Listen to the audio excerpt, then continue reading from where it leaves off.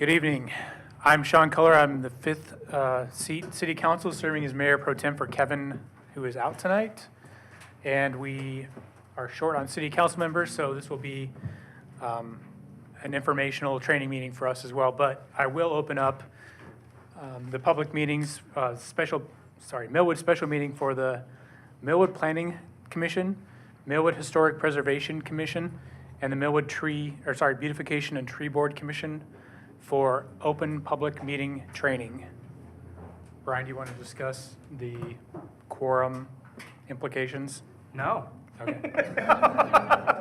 We'll get there, you bet. No, you gotta love the opportunity to shift on the fly in a public meeting, especially when it involves the topic that you're presenting on. So we'll get to the whole quorum issue on the when it comes to the Open Public Meetings Act portion of the training. I just wanted to introduce myself. I think we've worked with a number of you in different capacities. I'm Brian Wurst, City Attorney. Have been fortunate to work with the city since about 2003, I think. And absolutely love working with the city because you got a very adopted small town approach stuck in a metropolitan area, as opposed to a metropolitan approach to a small town area. I think you do things very frugally, thrifty, conservatively, but still provide great amenities for your public, like a trail, great, by far best snow removal in the county, you name it. So let's go ahead and launch. The purpose of the training is required by law. It's every 4 years. Members of the governing body of an agency and public records officers must receive the requisite training under what's called the Open Government Trainings Act of Washington. It was adopted in 2014. At the time, as is typical of all good legislation, at the time there were some very high-profile bad actors, public agencies in the state that were engaging in a number of violations of the Public Records Act, Open Public Meetings Act, and the legislature's response was to say, well, we can fix this by requiring training on a every 4-year basis or when a new official takes office. I do like to emphasize that the bad actors on in the state were primarily located in a 206 area code and not in the 509 area code. So we'll talk about the Public Records Act, Preservation and Destruction of Public Records, or otherwise the Archiving of Public Records Act, and OPMA, and then we'll just touch on some the conflicts of interest statutes in Washington, because they are helpful to have in the back of your mind. The beauty of sitting on a council, commission, or board in a small city is that you know everybody in the small city. You're likely going to run into people that may have a matter before you at the grocery store, a gas station, you name it. Bottles, there was a period of time where I stopped going to bottles because I seemed to be engaging on city discussion quite often. So, but I still go now. So let's go ahead and launch on the Public Records Act. And a lot of these are going to be flyover topics for you, because largely you need to be aware of the implications and what's required. At the end of the day, it's the city's obligation to fulfill a Public Records Act request or otherwise comply with the law. But we need your assistance in order to get there, so that's why this is important. The color can you see the red? Does the red come out? Okay. So, like I said, legislation often is the byproduct of what's going on in society at that time. For those of you that have attended this in the past, let's see if we can give some new attendees the answer, but any idea of when and why the Public Records Act and Open Public Meetings Act came into existence in Washington? Those that have been in attendance, anybody remember? Watergate. There was a huge movement in the early to mid 70s for sunshine laws. That's typically what they're referred to as to show the light on what's going on in the government. And so states began to implement the sunshine laws or the open government laws. Ours was the byproduct initially. Both the OPMA and the Public Records Act were the byproduct of voter initiatives. So the voters didn't even wait for the legislature to get around and determine what it was good for citizens to know. The voters themselves drafted the legislation. It was voter approved.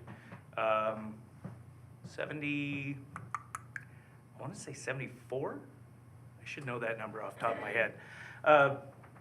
But I think it's important, the red bolded language or the red language on the screen really drives the policy of all open government laws in Washington, which is we, the city council, any of the commissions, any of the boards, you exist because the people allow you to exist.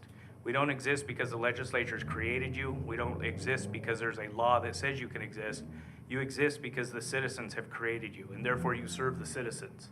To that extent, the voters, the people of this state insist on remaining informed, and therefore the Public Records Act shall be construed liberally and its exemptions narrowly construed to promote the public policies set forth in this statute. So I think that's a good mantra just to keep in mind as you carry forward any of your obligations within your various committees or commissions or appointed positions, elected positions. We exist to serve the citizens. And go to the next slide. So public records. What must a public record be? Has generally three elements. It's a record. To be a record, it must be in writing. I'm going to put air quotes around writing, around the word writing. The writing must relate to the conduct of government or the performance of any governmental or proprietary function. And the writing must be prepared, owned, used, or retained by the agency. So I think number two, just about everything that is within City Hall probably pertains to the performance of a governmental or proprietary function. Maybe the sticky note given to Paul that says your wife called, can you call her back? That doesn't relate to the government functions, but just about 99% of everything else does. I'm using you as the example. So I said, keep in mind what writing means. Writing is broadly construed under the statute to mean anything of any recording of any form of communication or representation. So it doesn't have to just be in writing. It can be, like a written report or memoranda.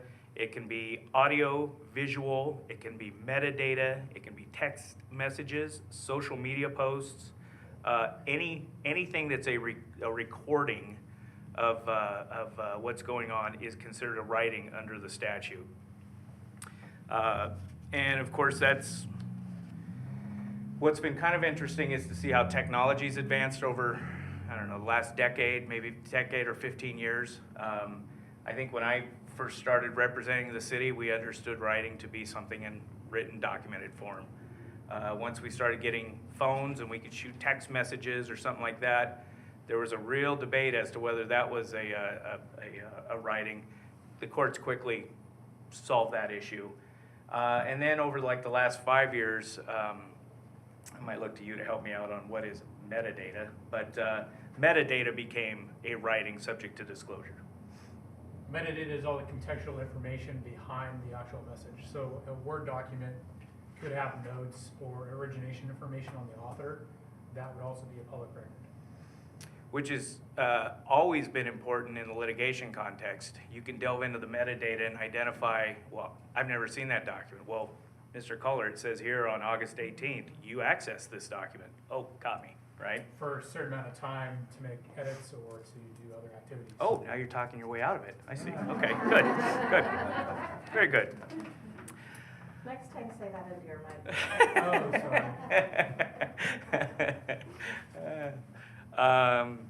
We honestly didn't script that. That was pretty good, Sean. I appreciate that. Administrative requirements under the Public Records Act. There are a number of them. I'm only going to highlight the pertinent ones that pertain to you, and then Christina and I will spend the next 3 hours talking about what pertained to her as the Public Records Officer. Every city must have a PRO, a Public Records Officer, that serves as the point of contact for intake of all requests, processing of the requests, and oversees compliance with the statute. The other one that's important for you to understand is a request must be for an identifiable public record. And what does that mean by identifiable public record? I will see a lot of requests, and the city's received them on occasion, but there's a number of agencies that get requests where they ask for information. Please provide me information about the incident on Argonne and Trent on X date. That's not for identifiable information or an identifiable public record. Whereas it's part of the nuance between state and federal law. I think you've all heard of a FOIA request or a Freedom of Information Act request. That's federal law, and you can actually ask for information, and the federal government must comply and almost determine what you are asking for, or at least search out the information. Under state law, it has to be for an identifiable public record. So typically, and we'll talk about the process, typically if we get a request out here for, I'm looking for information regarding an incident on such date, we will follow up with the requesting party because, again, the act must be construed liberally towards disclosure. We'll follow up with the requesting party and state, ask for clarification. Let us help you determine what you're looking for. Are you looking for an incident report? Are you looking for, well, we don't have video, but anything, we will follow up with the requesting party to assist them in identifying what's needed. I have a question really quick. Occasionally, we will receive a request that requests the information in a certain format. So for instance, maybe an Excel spreadsheet. Are we required to convert the records into the format that the requester has asked for? This is like Abbott and Costello with you guys. You guys are great. Does that Excel spreadsheet exist? No. Then no, you don't have to create a public record. It only has to exist. Now, I will say there are times where a person will ask for any and all public records pertaining to X. And we know that we have a file this big. And there are times where we've gone back to a requesting party stating, we think this is what you really want. We can summarize and provide that information to you. For example, I have a client that asks, they engage in certain advertising and promotional activities. And every year, 3 different agencies who don't have the contract with that agency serve them with a public request, and they want any and all public records pertaining to expenditures, activities, orders, blah, blah, blah, blah, blah, blah, blah. And so we have a standing agreement with that party to go back and say, you're looking for the dollar amounts, aren't you? Yes. Okay, here it is. So again, not only do you need to help the requesting party, but sometimes clarification helps the city as opposed to creating a box of documents this big when all they want is that. So, must publish a fee schedule. I think the city updated its fee schedule maybe about, what did we do, 2 years ago, 3 years ago after legislation, allowing for recovery of fees related to electronic requests. For years, the law did not allow for recovery of certain fees for an electronic response, which meant the requesting party could request the information and request it in electronic format. The city had to then scan it all in and send it back for free. Now the legislature, I think, allows us to recover, maybe 10 cents for every gigabyte of data that we send. It's not really recovery. And unfortunately, for the city, we do not recover staff costs or actual hard costs necessarily for responding. The only things that you can recover from a fee is what's allowed by statute. So if we spend 20 hours on a public records request, and then I have to spend 2 hours reviewing for redactions and things like that, there's no recovery to the city. Again, just emphasizing, must provide the fullest extent assistance to inquirers, not only in the declaration portion of the statute, but codified in section 100. So there is a process. A person making a request certainly does not need to identify the reason why they are requesting the information. And it can come in any form, even if we have our own formal rules or policies or forms. This one's often confusing for some agencies, especially when they're not dealing with public records that often.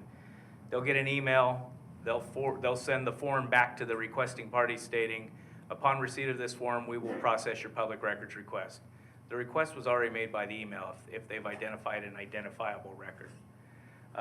Really, the only time that we can actually probe into the why for the request is if someone's seeking a list of individuals for commercial purposes. And oftentimes what I've seen, kind of get beat up on Paul's department a little bit, is when backflow prevention is instituted, or there's a backflow prevention promotional, the city requires backflow preventers on the home irrigation systems. You will see a number of companies that will request, please send us a list of all customers of the city water customers of the city. Well, when it's A&A Plumbing, you typically know that you can follow up with them and say, why? Well, we want to solicit them to help them with their backflow prevention. We're prohibited by law from doing that, so. Okay. So I said you don't need to fill out a written request form if you're a requesting party. I still always advise it. And I still always advise clients to turn around and say, here's our form. It would assist us in processing your public records request, not denying the request, but it would assist us in processing if you filled out the form and provided it to us.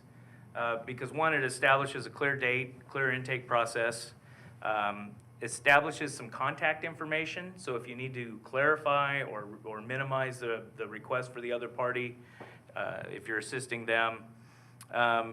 And it's also just a written document for the city in terms of how we processed it, received it, and move forward with it. We have 5 days to acknowledge receipt of the request. And in that 5 days, an acknowledgement can involve either giving the requested documents or public records. We can acknowledge and state it'll take us 30 days to respond, or if we outright know that it's prohibited, if they're seeking attorney-client information, personal information, we can deny the request. But typically, it's a pretty expedited timeline to acknowledge and respond. Even if we state that we're going to respond within 30 days, we need to move with reasonable time. If we can do it in 5 days, we need to do it in 5 days. You'll see a number of agencies that have a standard response. I'm looking for a copy of this single document from January 1 of this year. Well, we'll get it to you in 180 days. That will be probably struck by the court as unreasonable. So every request needs to be evaluated on its own merits. So again, in our duties to respond, unless covered by a specific exemption, we must make the public record available for review and copying. And I think one thing to make certain is a requesting party has the right to inspect and copy, or inspect or copy.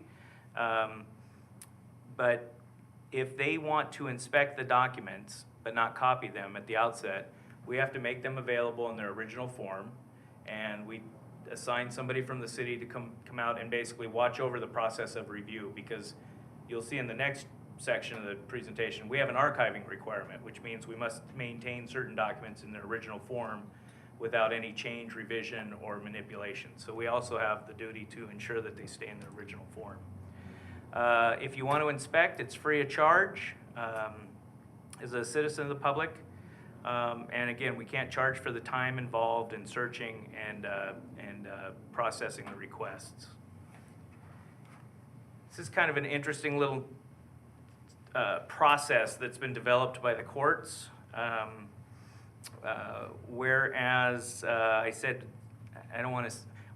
bad actors have typically been in the 206 area code, case law involving the adequacy of the search has evolved in this county by a particular agency that rhymes with Okansas-County, right? Yeah, okay. So what is an adequate search? And I think it definitely is different depending on what side of the equation you're on. If you're the requesting party, the adequate search is, you better find everything I'm looking for. If you're the city and you are following the court precedent that's been determined, an adequate search is just that which is calculated or designed to uncover all relevant public records. Doesn't mean you're going to find everything. It just means that you need to think outside the box and try to locate everything that may exist. The facts that arose with the county were pretty interesting in the sense that the requesting party knew the document existed. They wanted to, they requested a copy of the document. The document did not exist in the county's hard copy files, but it existed on a computer hard drive. That computer had been archived and moved to the county basement, the courthouse basement, so that computer was no longer in use. The county searched, couldn't find the record that the requesting party knew existed, and that party sued the county. And they said, we know it's on a hard drive. And through the process of litigation, the county then discovered, oh yeah, we swapped out our Pentium 386s for Pentium 90s or whatever the computer was at the time. And they found it, and they were then penalized, daily penalties, the maximum statutory amount, because the court said, you knew or should have known that it would be on a hard drive that was formerly in existence. That's a little harsh, I think, when the case came out, but that's what is reasonably calculated to uncover all relevant public records. So if we get a sizable public records request, we typically sit down, often involve departments that are involved, and the question is, where could it be? Where could any potential responsive public record be? Okay, so the duties on releasing documents. Like I said, there's a number of exemptions. I won't go through them, but for your purposes, public or private information, home addresses, home cell phone numbers, things like that, we redact those. We do not disclose that information. And when I say redact, if you get a document that's a public record, and let's say these lines are subject to disclosure, but these lines aren't, we have to black those out and redact it. And then we also have to follow up with a privilege log or an exemption log identifying, generally describing what was exempted or redacted and the statutory basis why it was redacted. So that's really our obligation, is to provide everything that's subject to disclosure and protect everything that's not subject to disclosure. And again, on the denial, I just talked about redacting, and when we do that, or if we deny a request, we have to explain, and recent statutory amendments have reinforced the need to explain the why a public record is not provided for disclosure. That's probably the most time-consuming process of a public records request. We know all these documents in a file are subject to disclosure. The problem is some of those might have attorney-client privilege. Some of those might be draft documents, which drafts are not public records subject to disclosure. So we have to go through and redact all those. Okay, let's see if we can scare folks. Liability for violation, $100 per day. The requesting party was denied the right to inspect or copy the public record. And while that may not seem like a lot, keep in mind that it's per day, and keep in mind that it's per public record. So if you retain a document that's 30 pages, or if you fail to disclose a document that's 30 pages, what's the math? 30 times 100? 3,000, there you go.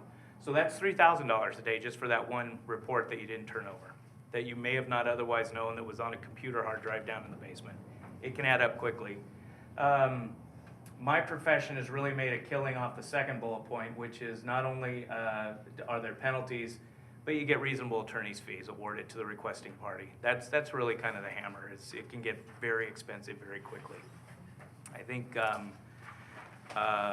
depending on where you're from and how you pronounce it, the city of, where I grew up down in Eltopia, Mesa, others still call it Mesa, but City of Mesa got embroiled in a lot of public records litigation with its former mayor and city clerk. And I think at one point the city was considering unincorporating or disincorporating under the statutes, different language, under different statutes, because it was looking at about $130,000 liability and attorney's fees, basically in a spite battle between former city officials and the new administration. So it adds up very, very quickly.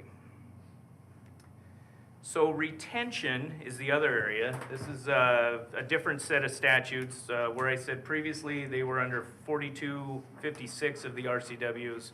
Retention of public records is under 4014. And you're also the public records officer for retention purposes too. So again, not only are the citizens entitled to know of what's going on within their city, but the public records that are retained or that are created within the city are the property of the state of Washington and the citizens. So we have an extensive set of rules as to how long public records need to be retained. That's in the bottom bullet. The August 2021 core manual, which is core is the Common Records Retention Schedule, is currently 197 pages. Kevin said he was going to have you print it out and waive it. Did you waive it? No? Is it? I delegated that to Lisa. Okay, good. It's 197 pages. It's extensive. And it's developed by the Washington State Archivist.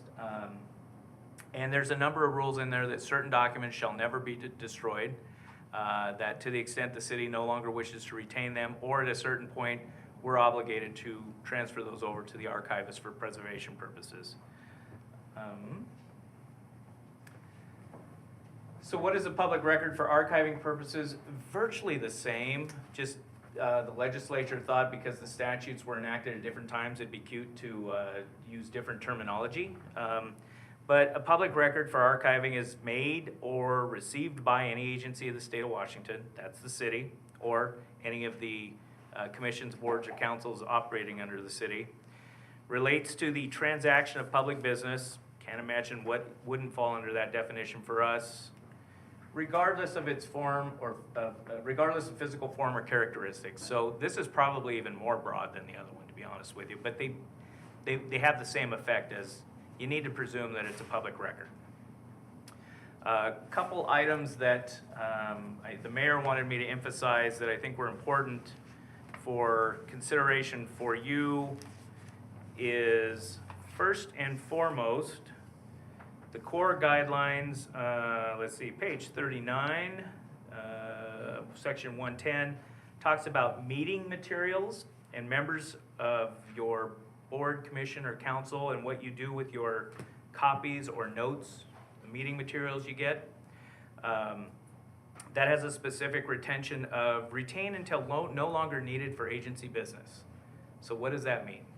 I think that what that means is that if you as an individual commission, council, board member decide that it's something you need to retain to refer back to in the future, if future proposals come, then you can retain it. The only thing to keep in mind is you might be subject to providing that over to the city on a public records request. So the balance under these core guidelines is that they've given us some discretion on how long you need to retain something, but they've also given us some potential concerns that if you retain it, you're gonna have to provide it in response to a public records request. And one of the examples, well, this is an example I've used in all of these presentations with agencies in the past, is sometimes the things that you write or type in an email or state can come back to haunt. I had a client I was doing some labor work, labor negotiations for, representing the management side. We got a public records request from the bargaining representative on the union asking for any and all documentation regarding financial analysis or financial feasibility of wage proposals made by the employer, entirely subject to disclosure unless it had attorney-client privilege element to it. So I'm going through reviewing emails for that client. Here's an email to me, or from me to the client CEO, executive director, stating, here's, I can't say what it was, but it was privileged in the sense of developing collective bargaining strategy on the financial elements. The next email was from the CEO, director, to the CFO, treasurer, saying, we got to bring an end to these negotiations. I'm getting sick and tired of paying this guy's legal fees. that was entirely subject to disclosure to the other side and quite beneficial for the union. And he's right, I was tired of charging them for legal fees for the negotiations too. But it was, that was a fun one to turn over to the other side and say, they don't like me either. So I have talked in the past, I think for those that have been here before, there was an agency in town, that, and this is, I mean, I'm giving you the horror stories of what could happen, but there's an agency in town that,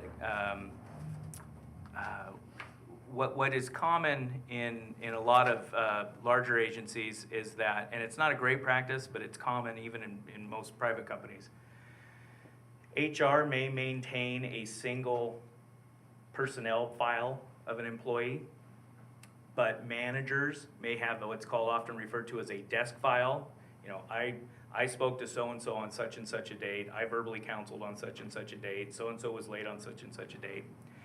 And so this agency happened to engage and hire certain, employ certain security personnel for various activities. Early 2000s, they hired an individual. That individual did not pass the 90-day interim employee, probationary employee period.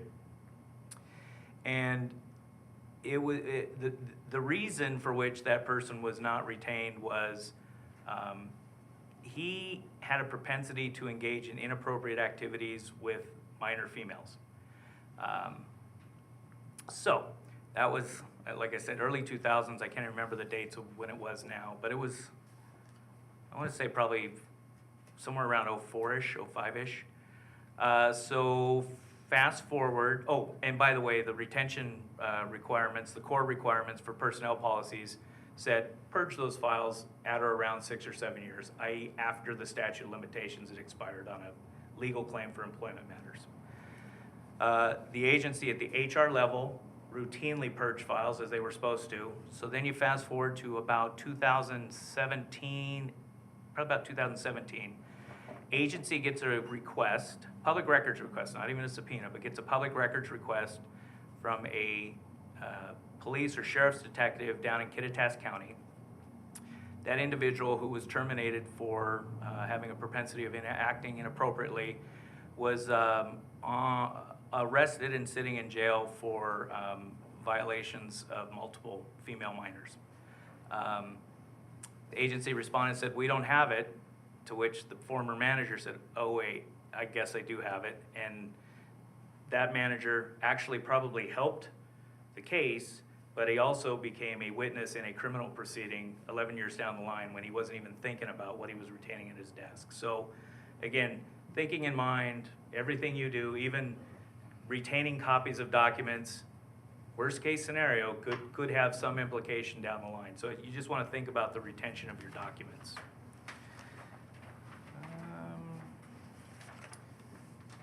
Oh, that's the purge or not to purge. Yeah, slide. So, and if at any time you have a question too, please feel free to ask, or we can bounce around scenarios afterwards if anybody's interested.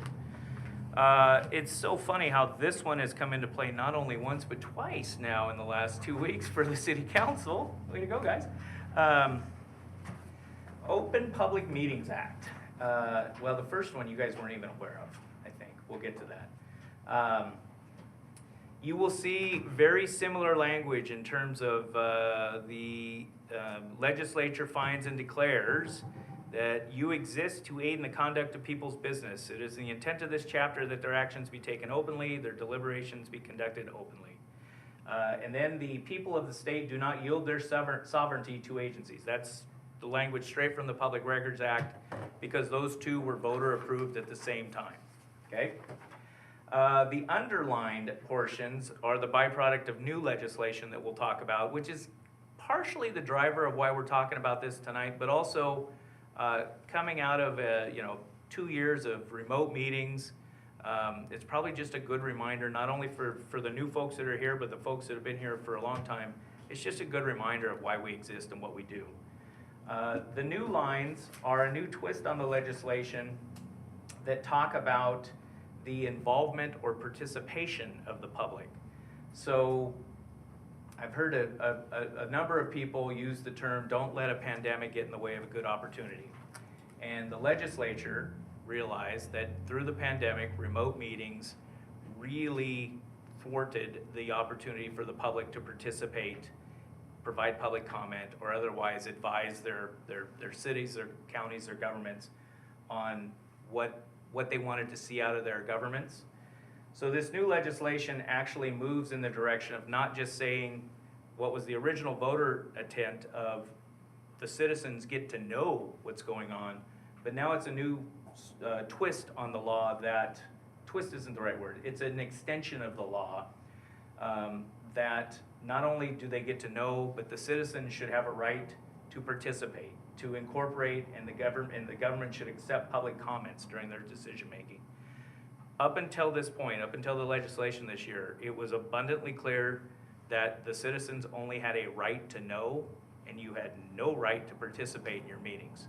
So when I was doing some work down in the city of Pullman, public comment, and this was 7 years ago, I was filling in for an attorney on medical leave. City of Pullman allowed no public comments at any meetings other than a public hearing. And you might think that's a little heavy-handed until I realized, when I started probing into it, their public comment section would often be dominated by about 45 minutes of college students coming in and complaining about the conditions of their rental properties or their apartments, or complaints about the college that should be directed to the college. And so the mayor at the time, which ironically was the head of public communications, Glenn Johnson, said, no public comment, we're not gonna do it.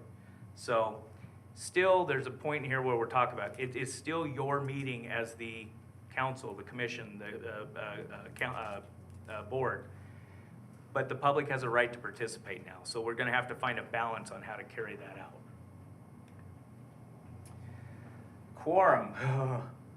So a quorum, as we were quickly looking into tonight, is generally recognized as a majority plus one. We don't have that for the council tonight. So they're participants in your meeting. They're not actually having a meeting.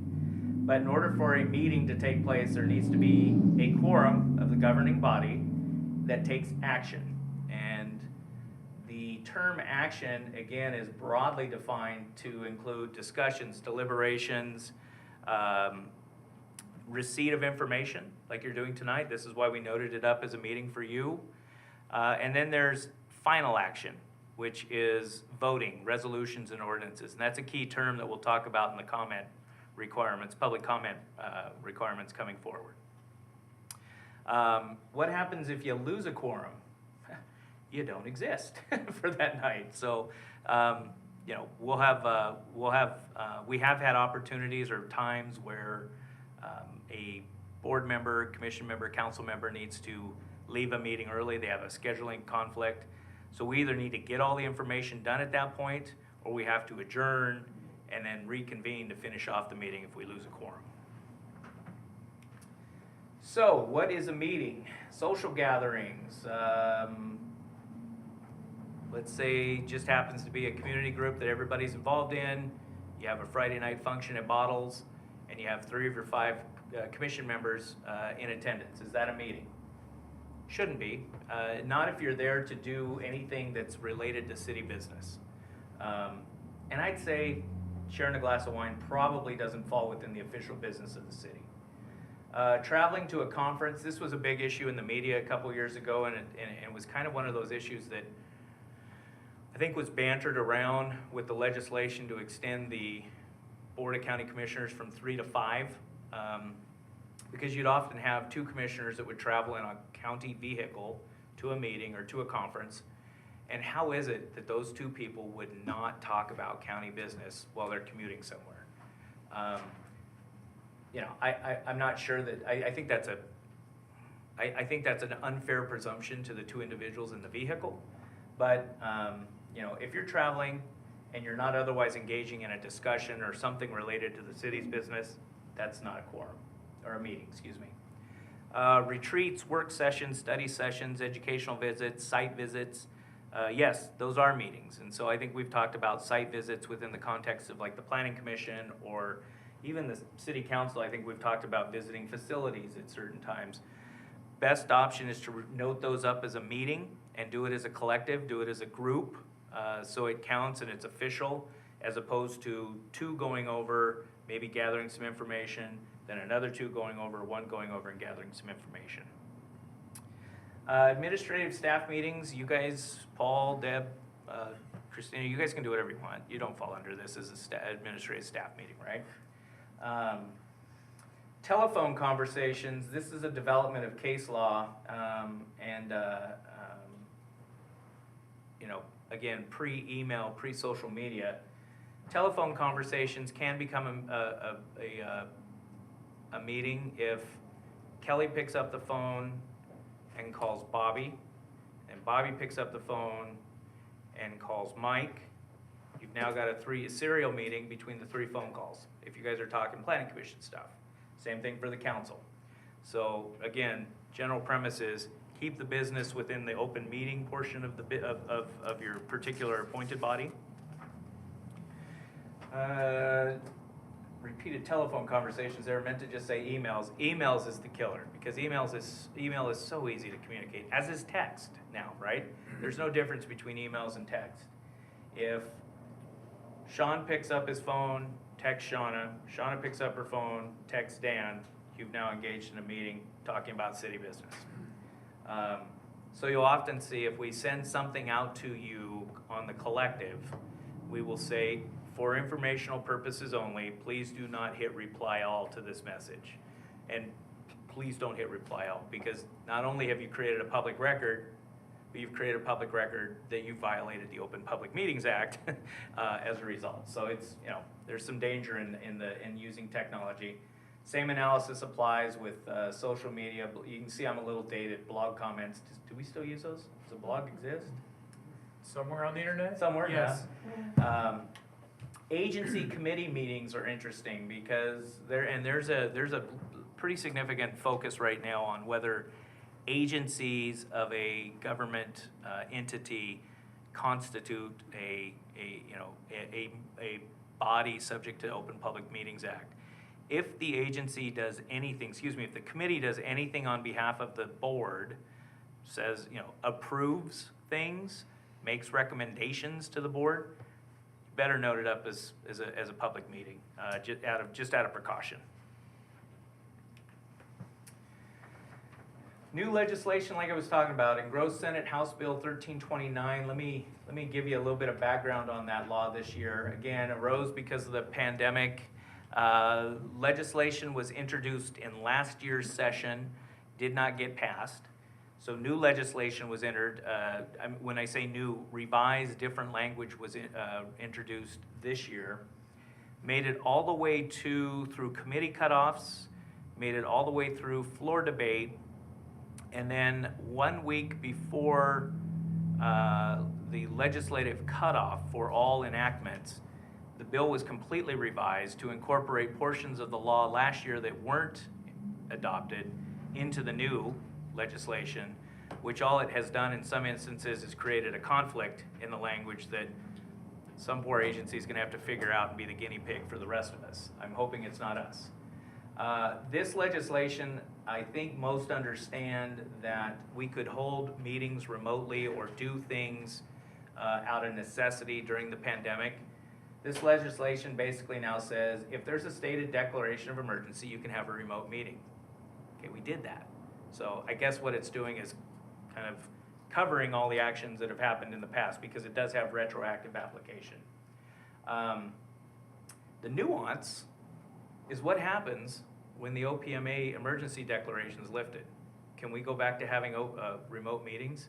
Because there's nothing in the legislation that now says remote meetings are fine outside of an emergency declaration.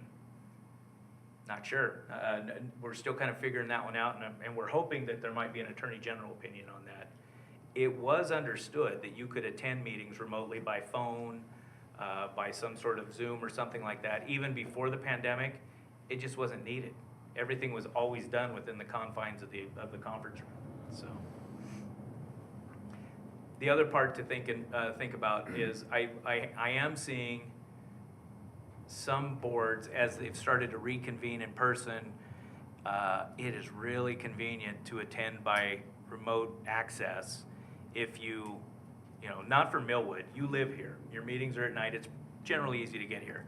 On some of the interlocal agencies where you have board members from all over the county, you know, if you gotta get down to City Hall or a county courthouse and you're out in Liberty Lake, it's really easy to just say, I'll attend by remote access. What I'm starting to find in the remote access attendance though is that it almost becomes an us versus them. The remote access, there's usually a time lag, there's usually a delay, and sometimes they get forgotten on remote access. I will say the meetings I attended during the Planning Commission's remote access and the council's remote access, I think, Kelly, you did a great job of making sure people were recognized and participants. Kevin seems to be on just about every agency board there is in the county, and that's been a very big push at those meetings, is to ensure people were recognized and participants. But you know, the other part about remote access is it's easy to get distracted. You know, I loved having 2 computer monitors in front of me so I could have the statutes and the meeting materials and the Zoom right here. But yeah, there's a number of times, Planning Commission, I'm rolling through the city code to find the provision and not listening to what was going on remotely. So it's really a catch-22 on the remote meetings thing. I think if I can speak on behalf of the mayor, I think he has been very happy to see in-person attendance. The meetings have gone well. It just felt good for the city council to get back together. The Planning Commission has wrapped up some of the heaviest projects it has endeavored to take on in the last 2 to 3 months in-person meetings. So I think it's a better function for the city to do its work. So special. Can I Go ahead. interrupt you? On your previous slide, you had down there at the bottom, and you didn't touch on it, but we had that happen Oh, yeah, that's right. just last week, I think. Yeah, that was the other part I was telling you guys that I don't know if you knew what happened or not. That's the other part, is we're encouraged but not required to provide real-time access to meetings. Again, access doesn't necessarily mean public comment until you get to another section of the new legislation. So what happens if you note a meeting that has remote access and for whatever reason YouTube goes down at 4:30 in the afternoon, 4:30, and your meeting's at 7 o'clock that night?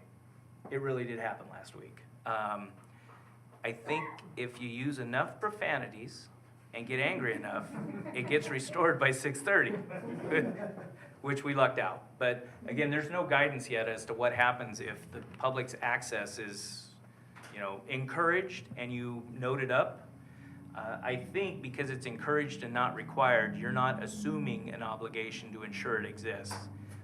If that is the case, I think the purpose of the legislation will, it'll run counter to what they're attempting to do, because if we're ensuring that technology is gonna work, we're not gonna use technology. It's just, it's a dangerous path, so.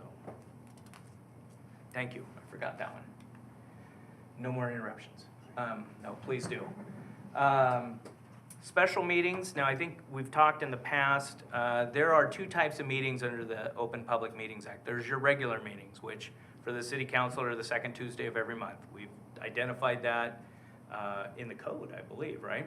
Planning Commission, last Wednesday of each month, that's identified. I think the tree board and historic preservation, you have a declaration of when your meetings are. Anytime your meeting doesn't happen on that date, at that designated time, at that designated place here, it's a special meeting. And so you need to note it up as a special meeting. And there's certain rules that you need to be careful about in a special meeting. Anything in a special meeting, the only things that can be acted upon are those things that are expressly identified in your agenda. And you can't amend the agenda during the meeting. So that's why it's really important to try to stay within the confines of your identified meeting times.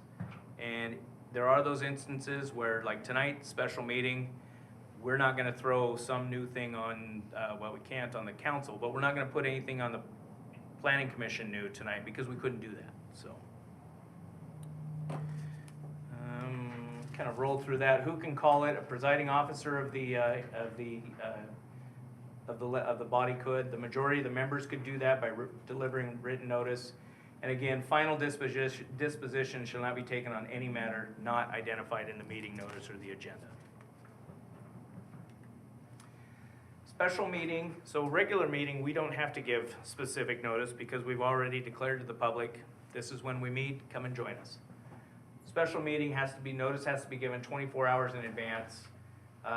We do not have any local government or local newspapers that have asked to be given notice of special meetings. And posted on the website, unless we don't have a website, we employ fewer than 10 full-time equivalent employees. I think we're still trying to post notice, aren't we? Or are we just archiving those on the website? Archiving, okay. We'll talk.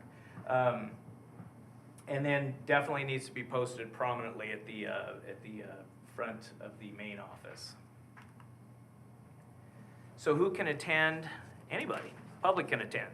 So, oops, go back one more here. Any person who wants to attend and otherwise is not disruptive of the meeting. Disruptive is there's a fairly broad leeway into that. It's disruptive might be to the council or the commission if someone wants to come in and set up a video camera or audio record. It's entirely valid. It's not disruptive to the performance of the meeting. And there are rules that provide for a disruption. The city tends to have me attend meetings if there's an anticipated concern for disruption or adjournment, or the citizens are out with pitchforks and stakes to come at you. But there's a process, and really the process is designed for restoring order, allowing the public to attend, continuing the meeting. And if it can't be done, then you adjourn and you reconvene the meeting at a noticed time to do that. So we could adopt certain rules of procedure and conduct in advance. A number of us have attended the parliamentary procedure by Jurassic Parliament, Robert's Rules of Order. I think those are great guidelines, and many disagree with me on this, but my feeling is, and maybe it's just the nature of the people I get to work with. My feeling is if you need to adopt a specific, somewhat rigorous set of meeting rules, that's more about your group in the meeting than it is about the process that you're doing. I think those things can be addressed. Really, the only rules that the OPMA requires is that every member of the body have an opportunity to participate and to be heard. And I think as long as you're doing that, if you're calling for a motion and there's questions about it and the question is out of order or out of line in accordance with Robert's rules, just go with it. Let everybody participate. But again, the training we had has really kind of kept everybody along, moving along in the right direction in our meetings. I think it's really good. Public comment is the other portion of the new legislation where I mentioned before, whereas you got to observe and know what your government is doing, now you're a participant in the government's activities at the meeting. Public comment must be provided during regular meetings. Notice there's no mention of special meetings there. So you can call a special meeting to take action on a controversial item, but the legislation doesn't require you to provide public comment yet. I think another little nuance of trying to get crafty with the legislation at the last minute. That will probably be fixed at some point soon. Have always known that you can put reasonable limits on comments, verbal speakers, written comment, or repeat comments. So 3 minutes, usually the city provides 3 minutes for public comments. If 20 people want to come in and speak 20 separate times for 3 minutes on the same topic, the city can ask the group to appoint a designated official, maybe give them 5, 10 minutes, whatever it is, just to make sure the points are expressed. The key is, and you'll see this in the slide deck, but I just want to make sure I emphasize it. The key is it still remains your meeting. It remains the meeting of the Planning Commission. It remains the meeting of the Historic Preservation, the Tree Board, the City Council. But now the public has a right to participate in your meeting. You just have to control how it proceeds. So, let's see, am I on the, yeah. Public comment. Governing body of the public agency may allow for public comment to be taken orally or by providing for written testimony to be submitted before or at the meeting. The city council is the governing body of the public agency. So at the May meeting, we'll be considering what we're gonna talk about, and what we're gonna decide will be the public comment process for the city. Keep in mind, public comment is not is different than testimony at a public hearing. Public hearing testimony is written, it's oral, you provide an opportunity and you give notice for the public to come in and testify. So the city has not yet decided what it's gonna do for public comment purposes, but we will have to do it at the May meeting with the council, which will then carry over to the commissions and the boards. That has to be implemented by June 9th. That's when the legislation on that portion goes into effect. So the other little nuance, and this was the provision that was last added to the legislation, is when feasible and if oral comment will be taken at the meeting, the public agency shall provide an opportunity for remote comment upon request of any individual who will have difficulty attending the meeting by reason of a disability, limited mobility, or any other reason that makes physical attendance difficult. There's a pretty good understanding right now that any reason that makes physical attendance difficult could mean you're down in Prosser, you're up in Newport, you're anywhere else, and you can't physically be there, but you want to provide comment. If somebody were to call you, Christina, at 4:30 on a Tuesday before the Tuesday of the council meeting, how would you accommodate remote public comment right now? Through the conference phone? Yeah, that's acceptable. It's kind of a shift on the fly, and the last thing that I think any of the staff or the mayor want is the need to shift on the fly before a council meeting. There's a lot of work that goes into the council meetings ahead of time, the planning commission meetings, any of the boards or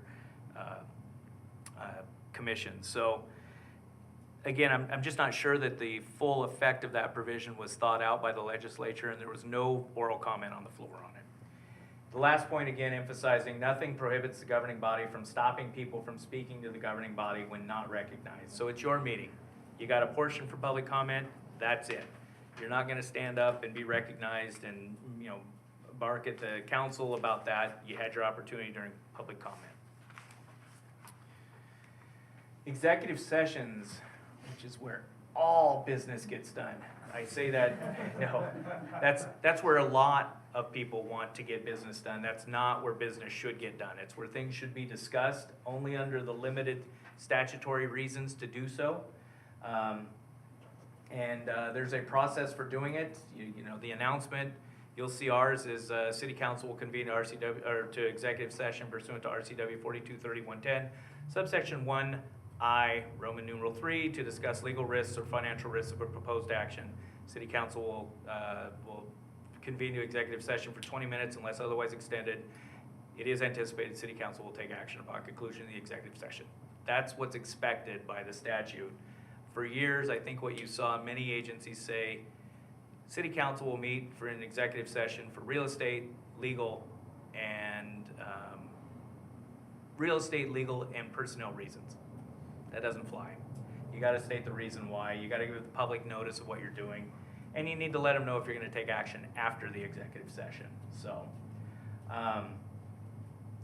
this is, I think one of the things I talked about in the penalties, we have a slide talking about penalties. If there is one area of Washington law where agencies and elected and appointed officials find themselves subject to recall, being removed from their position, it's violation of the executive session. It's going into executive session, it's discussing things that aren't subject to privacy, and it's avoiding public discussion of those things that are just more comfortable in private, but that's not what the law presumes you're gonna do. You're gonna do only limited things in exec session.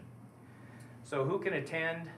This was an interesting little nugget of case law that developed out of the Port of Vancouver not too long ago. Really, it's only those people that are relevant to the agency's determination of the matter. So Oh, and of course, the job preservation for attorneys, if there's litigation or legal risk, your attorney has to be present. You can't go to executive session to discuss actual pending or threatened litigation or legal risks unless the agency's attorney is present. But Port of Vancouver was engaging in the sale of real estate, and so that exception allows only for the discussion at the minimum price at which real estate will be leased or offered for sale. And the port decided it would be a good idea to bring the party, the buyer, into their executive session because they were going to discuss the minimum price, but they also were going to negotiate the deal in the executive session. And they got hammered by the state Supreme Court on that. So again, only those that are relevant to the discussion for the benefit of the agency, not for the benefit of the transaction itself. I have a question. Yeah. Are the minutes of an executive session open to the Public Records Act? They are not. There's no minutes of an executive session. Well, let me rephrase that. There's no minutes taken or recordings taken according to statute during an executive session. So the recorder goes off, no minutes are taken. The minutes, the meeting minutes that you'll see will state Planning Commission convened to executive session pursuant to RCW 423110, that whole thing. And it will say how long, and it will say how long extended, and it will say when they reconvened in public, and that's all you'll see in the minutes.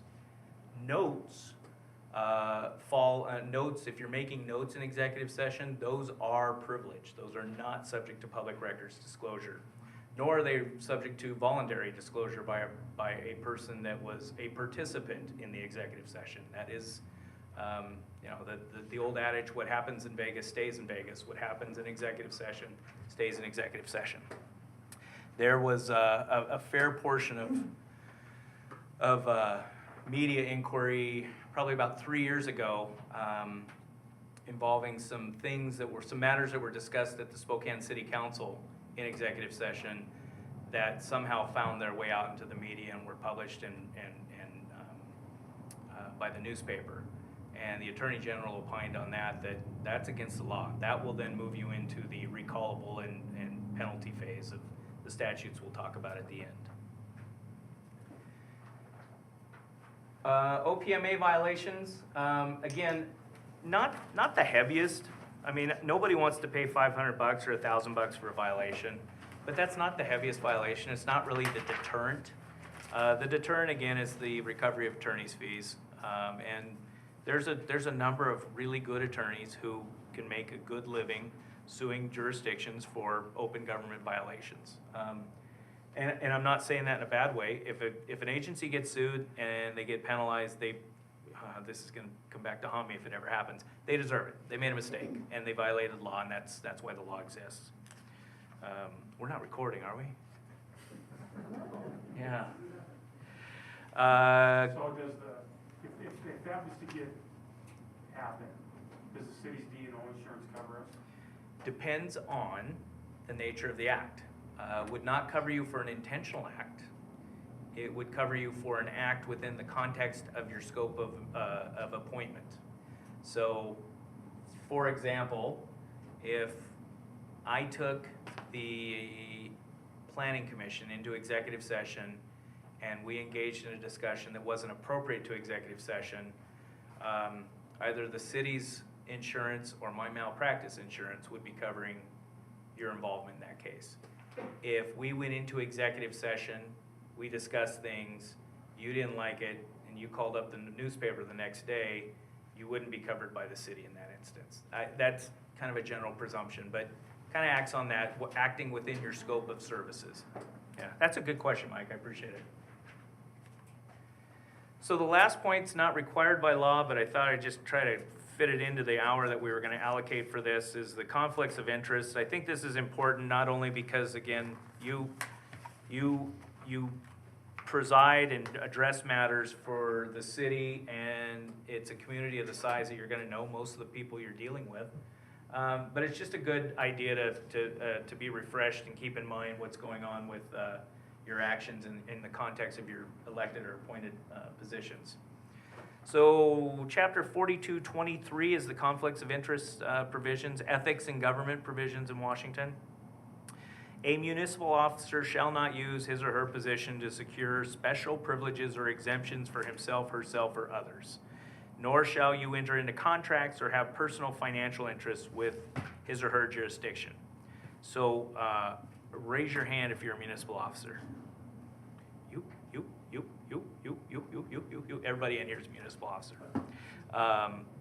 You are either employed by, hold a position by the city, or appointed or elected to serve on behalf of the city. So you're here because you're a municipal officer. So as a result of your position, you cannot do certain things or be exempt from certain actions that would apply to other citizens in the city. Nor can you enter into certain contracts or have a personal financial interest. For many years, you'd often see the family-run business that towed trucks or paved streets or did something like that had the exclusive contract with, I'm not saying with Millwood, but that was often the facts that you would see arise is the family business was owned by one of the elected officials and somehow they got all the taxi service, they got all the all the public works service and things like that. That's a definite no-no under the statutes. I have a question. Yeah. Excuse me, so we are just appointed to the Historic Preservation Committee. Did we just scare you off, by the way? Yeah. Yeah, okay. And we also own a historic preservation business. Mhm. So what would the, Well, so here's the good part, is to the extent that you would be doing business with or for the city in the context of your business, you're in the position of authorizing the contract for your business, but you're not in the position of authorizing the contract for the city. So there is no conflict there, right? Now, if you were on the city council and you were in the position of voting to approve the expenditure for a contract with your business, that would be a conflict of interest. So on any other night when we had a quorum, you would have to refrain from that vote. You would just disclose it and refrain from engaging in that vote. So you're okay for now. if I was Yeah, but in your position, there shouldn't be and honestly, I think you were appointed because of your knowledge and interest in the field, so. Will be appointed. Oh, will be, yeah. on? Oh, so I may have scared him off. Okay. Thank you for that. You bet. So special privilege, we just kind of jumped over that, but it's, special privilege is being allowed to do something that you would not otherwise be prohibited to do. That would be if you decided you were gonna own a head of cattle on this side of Argonne and the city didn't do anything about it, that would be a special privilege. Special exemption is being relieved from doing something. Again, that's same. You're not gonna be able to operate a farm over here with 20 cattle because the code wouldn't otherwise allow it. So municipal officer, this is again, this is all of you. Everybody's engaging in some sort of exercise of powers or functions of the city. And the penalties, again, not big, not significant. Other than on the contract side, clearly it would be void. And I think the bigger issue is that it's embarrassing. That's the biggest part, is I think anytime you engage in an act with the city, I think you just want to think about, does this, I often refer to it as, does this pass the scratch and sniff test? Does this work? Is this right? And if the good thing is there are folks that have had questions pop up about, well, what if I wanted to do this? What if I wanted to buy some property in the city that the city might have some interest in? I've been approached on those issues, and it's great to talk through it. And we just like you had right now. Well, no, you got the opportunity to do something just like any other citizen would, but you're thinking about, how does that apply to me? That's really all the statute's asking for. And the appearance of fairness doctrine, I won't belabor this one too much. The Planning Commission is really the one that sees this a great deal, as will the City Council.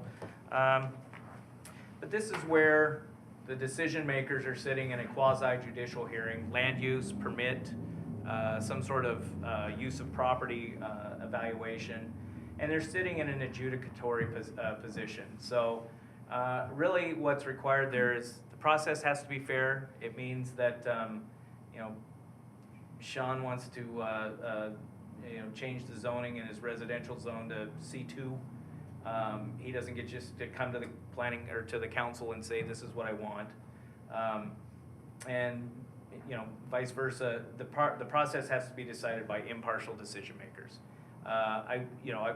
One thing the Planning Commission has done over the years is when you engage in a adjudicatory process, the Planning Commission chair will engage in the appearance of fairness doctrine. Does anybody have a conflict or anything they want to put on the record? More times than not, you know, the council or the Planning Commission, the individual will recuse him or herself from the process, even if it isn't an actual conflict. They'll step out simply to avoid the appearance of unfairness, and that's a good thing to do. So that is it for the presentation. Happy to answer any questions. We can talk through scenarios, public, private, whatever you'd like to do. Can I just make a couple of comments? Who's going to stop you? Yeah. By the way, love working with Christina. So just, as I'm sure most of you recognized as you sat through this training tonight, there is a lot of this specifically on the public records and the retention and that sort of thing that likely will never touch you.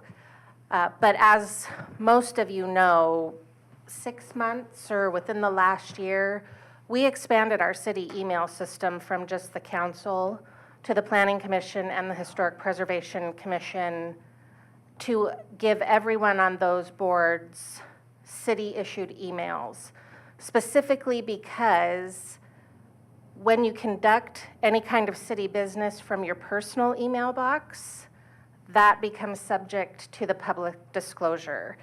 And so occasionally in the last 6 months, I have received emails or heard others using their personal emails occasionally. And I just want to encourage you not to do that and to take advantage of those city email boxes so that if, you know, God forbid, we did get a public records request that requested all of the emails, and I have had that happen, that your personal email boxes don't end up subject to someone looking through them. My understanding, and Brian can correct me if I'm wrong, is that the only emails that would be required to be disclosed would be ones that dealt with city business, but somebody else, still a stranger, would be going through your emails to determine what those were. And you made a comment about this smell test or something. I went through, at a previous jurisdiction, this training repeatedly, and what really resonated with me was, regardless of if it's your city email or your personal email, would you be comfortable seeing it on the front page of the Spokesman Review? And that's what you should really think about every time you compose an email for any city-related business, because the truth is that really could happen. So, Yeah, thanks. no, I'm glad you emphasized that. It's always best when you're doing any communication on anything within the realm of why you're here with the city, to do it on the city email, or just pick up the phone and call.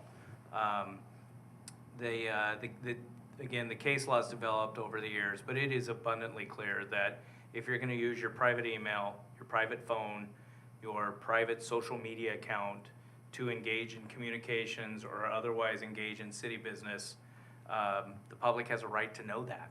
And if they sue the city,